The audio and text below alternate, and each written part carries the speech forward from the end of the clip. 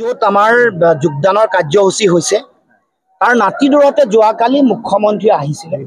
আমি এখন সংবাদ মেলত অসমৰ সাম্প্ৰতিক পৰিৱেশ আৰু পৰিস্থিতি সম্পৰ্কত আমি এখন সংবাদ মেল আয়োজন কৰিছিলোঁ। তাত মুখ্যমন্ত্ৰীক কৈছিলোঁ যে মুখ্যমন্ত্ৰীয়ে যিবোৰ পূৰ্ব প্ৰতিশ্ৰুতি আছিল একো পালন কৰিব পৰা নাই। তাৰ বিপৰীতে বিদেশী নাগৰিকসকলৰ ওচৰত আঁঠু লৈছে, আত্মসমৰ্পণ কৰিছে। নিৰ্লজ্জভাৱে আত্মসমৰ্পণ কৰি তেওঁ আমাৰ মাটি ভেটি বিদেশীক দিব খুজিছে, ৪৩ বছৰ বিদেশীৰ বোজা জাপি দিব খুজিছে। তাৰ প্ৰতিক্ৰিয়া প্ৰকাশ কৰি মুখ্যমন্ত্ৰীয়ে কৈছে যে মই হেনো কংগ্ৰেছৰ ওচৰত আত্মসমৰ্পণ কৰিছোঁ।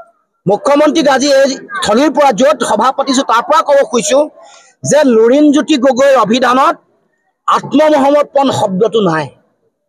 আপুনিহে বাৰে বাৰে বিভিন্ন সময়ত আত্মসমৰ্পণ আৰু বিশ্বাসঘাতকতা কৰি আহিছে।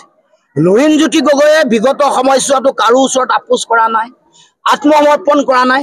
আহি থাকিব লগা দিনসমূহতো যেতিয়ালৈকে জীয়াই থাকিম না কাৰোবাৰ ওচৰত আত্মসমৰ্পণ কৰিম, না কাৰোবাৰ ওচৰত আঁঠু ল'ম, না কাৰোবাৰ ওচৰত আপোচ কৰিম।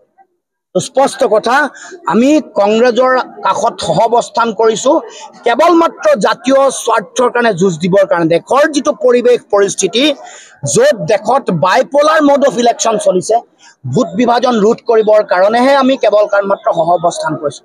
সেইকাৰণে মুকলিমূৰীয়াকৈ ক'ব পাৰোঁ কংগ্ৰেছৰ লগত আমাৰ আদৰ্শৰ অমিল আছে, আমাৰ দৰ্শনৰ অমিল আছে। আমি আমাৰ চিন্তা, দৃষ্টিভংগী, আদৰ্শ আৰু দৰ্শন আমি নিজে আগবঢ়াই লৈ গৈও আমি বিজেপিক পৰাভূত কৰিবৰ কাৰণেহে তেওঁলোকৰ লগত থিয় হৈছোঁ। অসমৰ মুখ্যমন্ত্ৰীয়ে কেনেকৈ আত্মসমৰ্পণ কৰিছে সেইটো কথা যদি আপোনালোকে চাই দেখিব, ইতিহাসৰ পৃষ্ঠা লুটিয়াই চালে দেখিব যে অসমৰ মুখ্যমন্ত্ৰীয়ে আচুক বিশ্বাসঘাতকতা কৰি হিতেশ্বৰ শইকীয়া অসমৰ মুখ্যমন্ত্ৰী আগৰ তেওঁৰ ওচৰত আত্মসমৰ্পণ কৰিছিলে, কৰি কংগ্ৰেছলৈ গ'ল। বহুদিন কংগ্ৰেছলৈ যাওঁতে তেওঁৰ যিটো অবৈধ বাংলাদেশ যিটো প্ৰীতি, অবৈধ বাংলাদেশী বা বিদেশী প্ৰীতি, সেইটো আমি দেখিবলৈ পাইছোঁ। কেনেকৈ কি কাম কৰিছিলে, কি নকৰিছিলে। তাৰপিছত তেওঁ যেতিয়া হাৰদা লুই বাজাৰ কেলেংকাৰী তদন্তৰ গতি এটা লাভ কৰিলে, তেওঁ জেল যোৱাৰ, তিহাৰ জেললৈ যোৱাৰ পৰিৱেশ আহিলে, তেওঁ তাৎক্ষণিকভাৱে আত্মসমৰ্পণ কৰিলে। তেওঁ বিজেপি, RSS, ৰাম মাধৱৰ ওপৰত আত্মসমৰ্পণ কৰি বিজেপিলৈ দৌৰি দৌৰি গ'ল। তাৰপাছত তেওঁ বিশ্বাসঘাতকতা আচুক কৰিছে, আলফাক কৰিছে, তেওঁ প্ৰথম গুৰু বিহু ফুকনক কৰিছে, প্ৰফুল্ল মহন্তক বিশ্বাসঘাতকতা কৰিছে, হিতেশ্বৰ শইকীয়াক কৰিছে, তৰুণ গগৈক কৰিছে, সিদ্ধাৰ্থ গোস্বামীক কৰিছে, ৰাম মাধৱক কৰিছে আৰু সৰ্বানন্দ সোণোৱালক কৰিছে।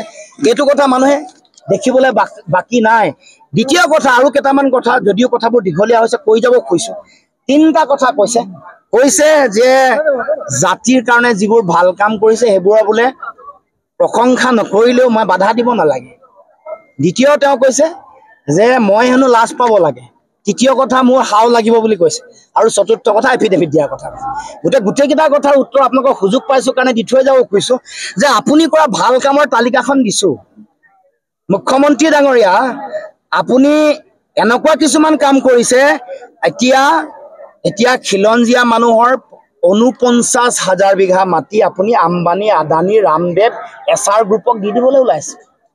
৪৯,০০০ বিঘা মাটি, ইয়াত কোকৰাঝাৰ পৰ্বতজোৰা হওক, ডিমা হাছাও হওক, কাৰ্বি আংলং হওক, বৰদোৱাৰ হওক, গোলাঘাট মেৰাপানী হওক, এইবোৰত আপুনি মাটি ভেটি দিবলৈ ওলাইছে। আপোনাৰ দিনত ৮,০০০